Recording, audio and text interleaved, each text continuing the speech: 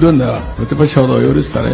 ప్రజలు ఇస్తారు. నాకు ముఖ్యమంత్రి ఇస్తే నేను అసెంబ్లీకి వస్తానంటే నేను ముఖ్యమంత్రి ఎవరిస్తారు?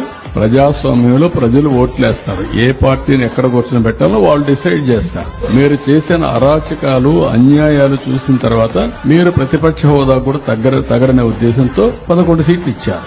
ప్రతిపక్ష పార్టీ కావాలంటే ఎన్ని సీట్లు కావాలి? 18 కావాలి. 18 ప్లస్ 19 కావాలి. 17.5 ప్లస్ 1 18.5 19 కావాలి. 19 ఉంటే వస్తుంది. అప్పుడు ఇవ్వరు.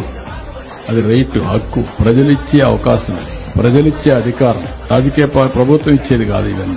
ఇంతవరకు 94లో కాంగ్రెస్ పార్టీ ప్రతిపక్ష హోదా ఇవ్వలేదు. 26 మంది గెలిచారు.